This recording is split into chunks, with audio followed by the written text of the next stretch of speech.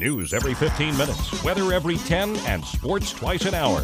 Newstalk, KGVO, AM 1290 and now 101.5 FM. You're listening to Montana Morning with Peter Christian. One person is dead, two injured as a car goes over a cliff off Blue Mountain Road. Good morning, everyone. It's Montana Morning. It's Wednesday, June the 10th, 2015. Beautiful morning in western Montana. A few clouds, and it's warm this morning. We have 63 degrees in Missoula. Our newscast this morning sponsored by Dig It Excavating, where they bring 30 years of excellence to every job. 214-4292 is their number. This morning's top story: one woman is dead, two other individuals were injured after a terrifying crash late last night sent a vehicle plummeting 300 feet down a cliff on a Forest Service road on the way to the Blue Mountain Observatory. Montana Highway Patrol Trooper Philip Navarro is the investigating officer. We had a vehicle that was traveling on Forest Service Road 365. The driver was negotiating a right-hand curve and possibly traveling a little too fast for the road conditions, which caused the driver to lose control of the vehicle and went off the roadside to the left and rolled down an embankment. We estimated approximately 280 feet. Missoula Rural Fire Battalion Chief Blaine Cowan said over 20 firefighters responded and used their rope rescue training to access the crash site. There were no injuries, just a lot of tired personnel hiking up and down the bank, and fortunately we had some very skilled rope rescue technicians. It was a technical, pretty steep bank that actually went down quite a ways and then dropped off to an even steeper bank. So there was a lot of debris and rock that we were worried about falling on our folks, but we took it as slow and precise as we could just to make sure that nobody got hit. Cowan said one complicating factor to the rescue was that the accident occurred in the middle of the night, so they had to provide all their own lighting. Between handheld, flashlights and the scene lighting provided by our engines, that was about it.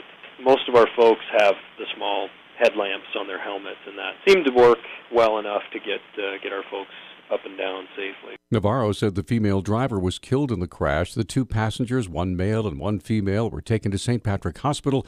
It's not known if alcohol played a part in the crash, which remains under investigation.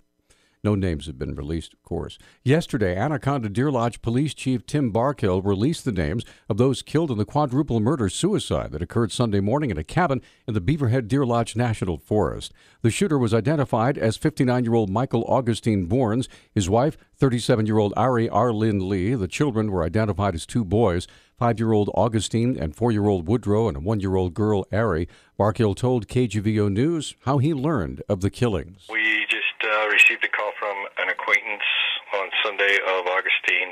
Augustine called him and told him he was sorry to tell him, but he had just killed his wife and children and was going to set the house on fire and then kill himself. Barkill said the only possible motive for the shootings was revealed to Borns' friend. When I called the acquaintance just said, I asked him why he would do this.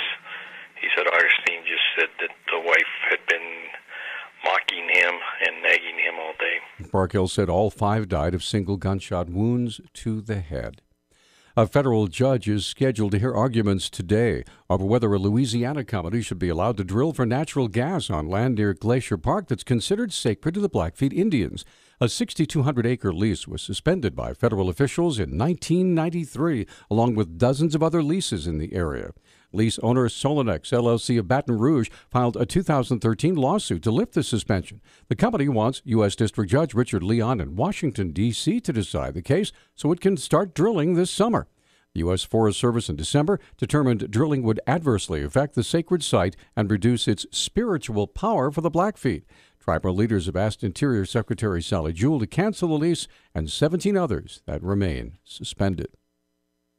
A fuel transport semi-truck was hit by a passenger vehicle yesterday about 1:29 a.m. at the intersection of International Way and Reserve. Missoula Public Information Officer Travis Welsh has details. It's the small passenger car that wasn't able to stop and hit the semi. And preliminarily, it appears that the passenger car was traveling at a pretty high rate of speed, lost control just before impact, struck the semi-truck, which did sever a gas line and spilled some gasoline onto the roadway. However, it was quickly contained. Neither the driver of the semi or the passenger vehicle were severely injured. However, the driver of the passenger vehicle's head may have struck the windshield. He suffered some cuts and small lacerations to his forehead above his eyes. He did attempt to run from officers when they arrived there. He's identified as Max Fritz. He's 21 years of age from Missoula, and he was arrested for DUI, probation violations, reckless driving. He's driving on a suspended license, and actually for a BAC refusal.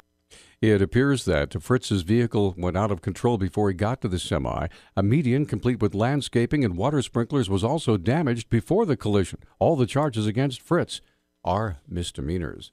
A Havre man who had been charged with trying to kill another man by shooting at a moving car has reached a plea agreement on reduced charges. Doug Hopf pleaded no contest Monday to assault with a weapon, criminal endangerment, and tampering with witnesses or informants. Prosecutors allege Hopf fired a shot at a car being driven by the boyfriend of a woman he'd gone to the bar with on November 29. The man had been driving around town trying to find his girlfriend when his rear window was shattered. Prosecutors said they'll recommend a 15-year prison term when District Judge Daniel Boucher sentences Hopf on August the 10th. 3 people were killed and an infant critically injured in a one-vehicle rollover crash near Babb, just east of Glacier Park.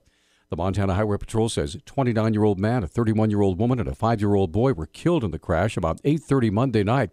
A 2-year-old girl suffered minor injuries, and a 1-year-old boy was flown to a Great Falls hospital for treatment of critical injuries. Trooper Michael Jensen told the Flathead Beacon that speed appears to have been a factor in the crash, which happened on Duck Lane Road, just over 20 miles north of Browning. Jensen said the victims were enrolled Blackfeet tribal members who were living in the Babb area. A study by the University of Montana Bureau of Business and Economic Research details the economic impact of the proposed Riverfront Triangle development project in downtown Missoula. Bureau Director Patrick Barkey said the development will potentially bring hundreds of jobs to the city. If you combine our estimates, they were talking about a sustained permanent job increase of somewhere between 450 and 500 jobs for the Missoula economy going forward into the future. Barkey detailed the possible economic impact of the development and the jobs it might create. I think for income, you're talking about, in terms of order of magnitude, something like $20 million a year, which would be income to households. Businesses would be likely to see quite a bit more of that in terms of sales. The UM study was supported by the Hotel Fox partners. Newstalk time now is 6:12. Newstalk, KGVO. Missoula's official weather station.